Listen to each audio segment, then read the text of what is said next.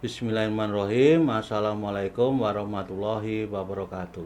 Para mahasiswa sekalian, topik materi kuliah hari ini adalah kita akan membahas tentang gugatan. Nah, kalau kita lihat di dalam HIR, gugatan itu tidak diatur secara tegas bagaimana isi daripada gugatan. Hal ini bisa kita lihat di dalam HIR atau RBG. Di situ tidak mengatur secara tegas tentang apa isi daripada gugatan. Di sana menurut ketentuan HIR pasal 118 dan pasal 120 HIR, di sana menyatakan bahwa gugatan itu bisa dibuat dalam dua bentuk. Yang pertama secara tertulis, yang kedua secara lisan. Kalau secara tertulis itu bisa dilihat di dalam ketentuan pasal 118 HIR, sedangkan kalau secara lisan bisa dilihat di dalam ketentuan pasal 120 HIR. Dalam ketentuan pasal 118 HIR ayat 1 di sana mengatakan bahwa gugatan perdata yang dalam tingkat pertama masuk menjadi wewenang pengadilan negeri harus diajukan dengan surat gugatan. Berarti di sini kan harus tertulis. Yang ditandatangani oleh penggugat atau orang yang dikuasakan menurut pasal 123 HIR. Nah, kepada ketua pengadilan negeri dalam daerah hukumnya terletak tempat tinggal tergugat atau jika tidak diketahui tempat tinggal tergugat sebagaimana tergugat itu berdiam. Itu pasal 118 HIR. Selanjutnya di dalam pasal 120 HIR di sana disebutkan bahwa gugatan bisa dilakukan secara lisan. Cuma di sini perlu kita ketahui, menurut ketentuan pasal 120 HIR, bila mana penggugat tidak bisa baca tulis, maka dia boleh mengajukan gugatan secara lisan kepada ketua pengadilan negeri. Dalam hal ini biasanya melalui panitera. Nah, artinya orang yang tidak bisa baca tulis itu datang ke panitera, terus kemudian minta supaya dicatat oleh panitera bahwa dia akan mengajukan gugatan secara lisan. Oleh panitera kemudian akan dicatat apa kehendak keinginan dari pihak yang tidak bisa menulis itu yang akan mengajukan gugatan. HIRRBG mengajukan gugatan cerai tidak boleh dilakukan oleh orang yang dikuasakan. Artinya orang itu harus maju sendiri ke pengadilan. Dan tidak mungkin kan kalau itu diwakili kuasa hukumnya, kok kuasa hukumnya mengajukan gugatan secara lisan. Karena kuasa hukum pada prinsipnya adalah seorang sarjana hukum dan tentunya dia sudah menjadi sarjana hukum dan bisa baca tulis.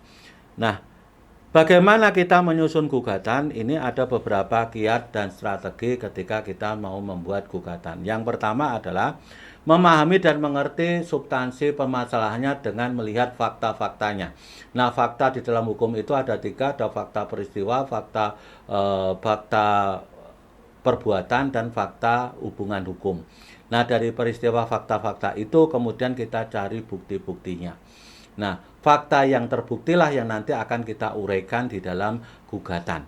Nah, kan, biasanya kita masukkan ke dalam posita atau ke dalam fundamentum petendi. Jadi di dalam posita atau isi gugatan itu pada prinsipnya merupakan fakta-fakta yang ada buktinya, bukan fakta tanpa bukti. Itu prinsipnya. Yang kedua, mengerti dan memahami apakah substansi permasalahan itu masuk dalam ruang lingkup hukum apa. Konteksnya bisa masuk dalam ruang lingkup hukum perdata, bisa pula masuk dalam ruang lingkup apa? Kalau itu perdata apa? Ya itu. Perdata perkawinan kah atau perdata perdata yang kaitannya dengan perjanjian kah dan sebagainya. Kalau itu perjanjian yang mana? Terus kemudian persoalannya, apakah itu bagian dari perbuatan melawan hukum atau bagian dari wan prestasi? Kalau itu perbuatan melawan hukum, unsur-unsurnya apa saja? Misalnya kan seperti itu. Jadi mengerti dan memahami tentang substansi masalahnya itu hukum apa. Kalau itu perdata ya tadi saya kemukakan, harus paham. Kemudian mengetahui dengan pasti harta kekayaan dari baik tetap maupun tidak tetap dari pihak tergugat. Maknanya adalah kalau kita mau membuat gugatan, harapan kita adalah gugatan kita itu akan dipenuhi oleh pihak tergugat. Artinya tergugat tentunya harus mempunyai harta kekayaan yang bisa untuk mengembalikan itu. Ya itu. Itu maknanya kan seperti itu. Jadi tujuan akhir dari gugatan itu pada prinsipnya apa ya? Dilaksanakannya gugatan. Ya, Jadi dilaksanakannya gugatan. Jadi bukan untuk tidak dilaksanakannya suatu gugatan, atau artinya gugatannya hanya nol, itu jangan sampai kan itu. Nah, terus kemudian harus memahami kompetensi pengadilan. Ini termasuk kompetensi absolut ataukah kompetensi relatif. Ya kan? Itu harus dilakukan kalau kita mau mengajukan sebuah gugatan. Nah, gugatan itu isinya pada prinsipnya harus memenuhi beberapa syarat. Syarat yang pertama harus syarat formil. Misalnya tempat dan tanggal pembuatan surat gugatan, kemudian materai, tanda tangan. Jadi gugatan itu harus ada materai. Gugatan yang tidak ada materai itu akan ditolak oleh akan tidak diterima oleh panitera. Karena semua surat yang diajukan ke pengadilan pada prinsipnya harus ada materainya. Nah, kan? Terus kemudian syarat substansi ini diatur di dalam pasal 3 RW. Nah, di dalam pasal 3 RW itu ada 3, ya kan? Ada 3 ada 3 poin yang harus diperhatikan. Yang pertama adalah apa yang dikenal dengan posita, yang kedua yang pertama adalah identitas para pihak, terus kemudian yang kedua adalah posita atau fundamentum petendi, terus kemudian yang ketiga adalah petitum. Identitas para pihak itu identitas para pihak itu bisa dilihat ini, itu ciri-ciri dari para pihak. Pokoknya identitas yang meliputi nama, umur, tempat tanggal lahir, atau status perkawinan, pekerjaan, alamat, dan sebagainya. Itu bagian dari identitas para pihak. Terus kemudian yang kedua, bagian posita. Nah, bagian posita atau fundamentum petendi ini ada bagian yang menguraikan segi peristiwanya dan ada bagian yang menguraikan segi hukumnya. Yang perlu dibuktikan itu pada prinsipnya adalah semua posita yang tercantum itu pada prinsipnya harus bisa dibuktikan. Tidak bisa posita satupun yang tidak bisa dibuktikan. Semuanya harus terbukti. Dan tentunya harus dilengkapi dengan alat bukti. Ya kan? Nah, itu dalam posita. Selanjutnya, dalam posita itu biasanya ada merupakan objek dari perkara. Nah, yang ketiga adalah petitum atau tuntutan. Nah, petitum itu merupakan kesimpulan dari gugatan. Nah, biasanya petitum itu harus sesuai dengan posita. Apa yang ada dalam posita itu pada prinsipnya bisa diajukan tuntutan ke dalam petitum. Cuma di dalam petitum itu tidak mungkin yang tidak ada dalam posita. Kalau dalam petitum itu tidak ada dalam posita, maka gugatannya dinyatakan kabur. Petitum atau tuntutan itu pada prinsipnya ada petitum primer, ada petitum subsidiar.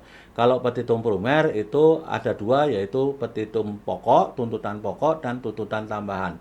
Nah, tuntutan pokok itu adalah sesuai dengan pokok gugatan atau isi gugatan. Kalau tambahan itu bisa macam-macam bentuknya. Misalnya tuntutan untuk pembayaran sejumlah uang, itu namanya tuntutan bunga moratoir. Kemudian ada tuntutan tambahan berupa biaya perkara. Kemudian ada tuntutan untuk dapat dilaksanakan lebih dahulu atau witbobat bihurat dan lain sebagainya. Itu pada prinsipnya adalah bentuk tuntutan tambahan yang itu akan masuk di dalam petitum. Atau biasanya kalau tuntutan tambahan itu tidak dimasukkan dalam petitum, tapi dimasukkan di dalam posita atau fundamentum petendi. Nah, selanjutnya di dalam kalau itu tuntutan berupa tuntutan subsidiar, ini biasanya adalah tuntutan subsidiar itu bunyinya adalah mohon hakim untuk memutus seadil-adilnya atau equa et bono. Maknanya adalah jika dalam posita itu tidak terbukti, terus kemudian di dalam petitum juga tidak terbukti, tetapi justru yang terbukti adalah peristiwa atau hubungan hukum yang lain, pada prinsipnya kan hakim tidak boleh melakukan ultra petita atau mengabulkan yang tidak diminta oleh para pihak. Namun kalau ada kata-kata atau tuntutan subsidiar mohon putusan hakim yang seadil-adilnya atau equa et bono, maka hakim bisa saja membuat putusan yang tidak diminta oleh para pihak karena dasarnya ini. Artinya tuntutan subsidiar ini adalah digunakan sebagai sebagai persiapan atau sebagai bantuan bagi pihak penggugat jika seandainya tuntutannya itu tidak terbukti tapi justru terbukti yang lain. Nah, sehingga hakim disebut diberi kewenangan untuk membuat putusan yang mungkin berbeda dengan harapan atau yang ditulis oleh pihak penggugat. Itu pada dasarnya adalah tuntutan seperti itu. Demikian kuliah hari ini kita cukupkan sekian. Ada kurang lebihnya mohon maaf. Salam sehat. Wassalamualaikum warahmatullahi wabarakatuh.